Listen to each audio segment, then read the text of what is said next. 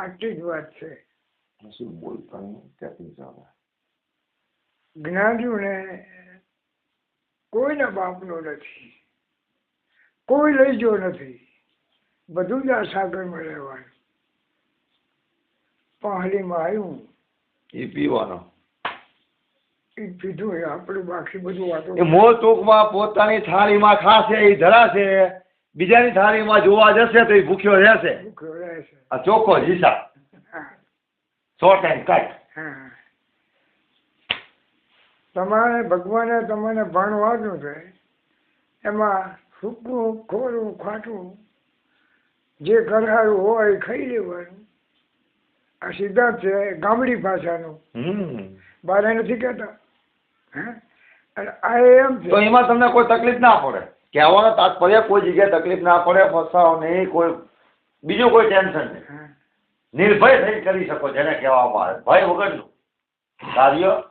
કે તમે અહીંયા ખાવા બેઠા કોઈ ભય નથી, કોઈ પડવાનો કે હાક નાક કચરો કે મચ્છરા કે હાક ના કંઈ પડવા નથી. જગ્યા સારી છે, નિર્ભયથી તમે ખાઓ કે નહીં. ઉપર બાવા બધા ચોટે હોય, બધા માકડ ને મચ્છર ને બધું ફરતું હોય, લાઈટ હોય, મચ્છરના ઘૂંઘરા થતો તમે ખાવા બેઠે બેહો મારા હારા મચ્છરા પડશે ખારીમાં, આપણે ખાવું નહીં કે નહીં ભાવે. એનો મતલબ શું? ભય છે કે આમાં કંઈક પડશે તો, ગરોડી પડશે તો કહેવાય આખી વાત. એટલે નિર્ભયપણું ક્યારે આવે?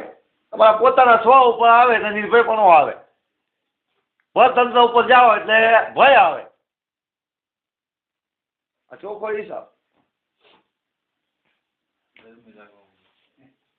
આ તો ભાઈ તમે બંધ રાખ કાઢી નાખ દસી તારીખ તમારો એ કઈ નહીં થાય. બધી મજા આવે ચાલુ. બીડી આની ચાલતું તો 3 જણ બીડીઓ મારી. કા મચ્છરા આવે મેઇન તકલીફ એ છે. હવે બાપુ કબીર સાહેબે ભજન ગાયું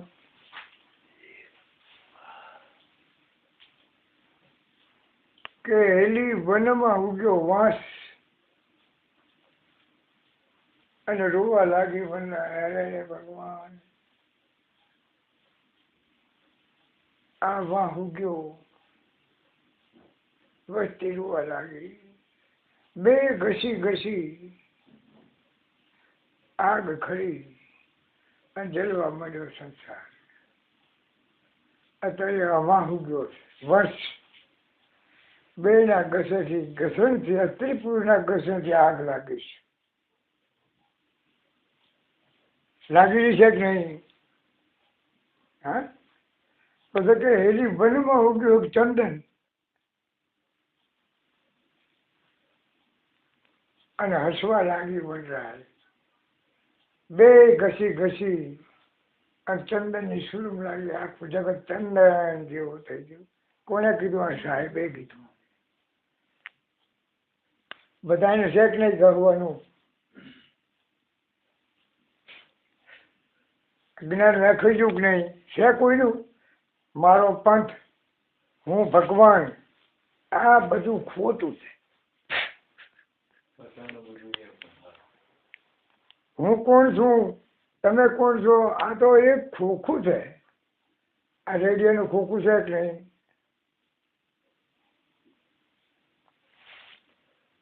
આમાંથી શરીરમાંથી કશું એક જ જો ધમ દઈને અલગ થઈ જવાનું.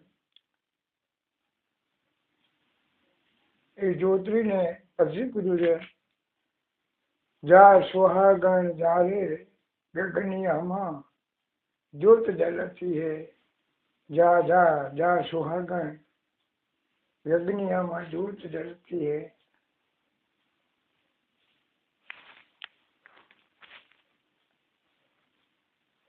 बोले बोलावे सब घट बोले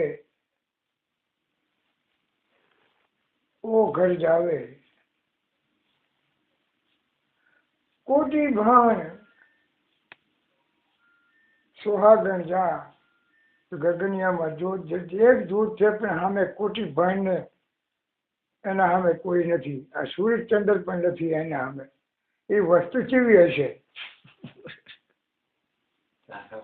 હે?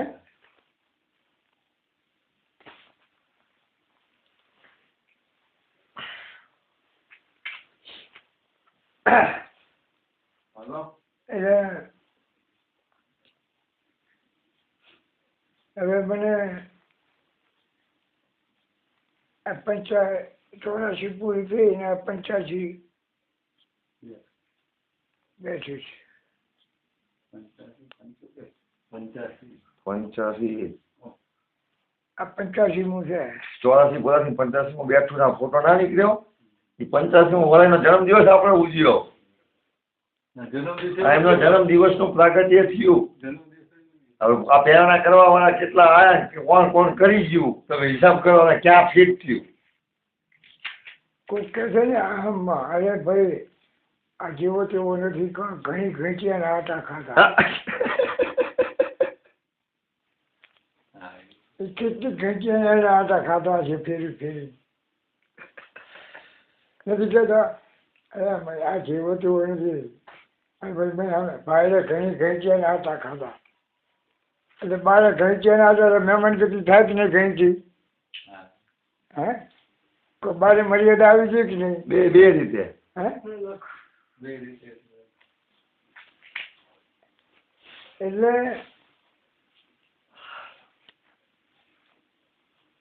તુલસી પંછી પીએ સરિતા નદી આ ધર્મ કરે અને સહાય કરે. આનો અર્થ શું થાય છે? તુલસીદાસ કે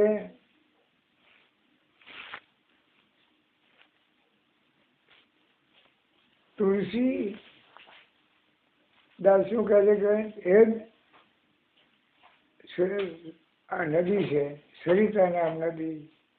બાળક પંખી આમ નદી જાતી હોય, પંખી પાણી પીવે કે નીર ઘટી જાય. આ ધર્મ કરે આટલું જ તો ધન ના ઘટે. સહાય કરે રઘુવીર. પણ એ નદીમાં જો કરી એમ માનો બંબા મિલ્યા હોય તો મશીન મિલ્યા હોય રેમાય કઈ. હે આનું હેતુ તો આવે કે મનરૂપી પંખી છે આપણું મન પંખી. સરિતા નામ આ જે નદી છે એનું આ મનરૂપી પંખી જો પાણી પીવે તો એનું જોબન ધન ના ઘટે. એની સહાય કરે રઘુવીર. તો મને સમજી શકે ખરા? બારે નદીમાં નથી સમજતા તો બાર છે કે નહીં?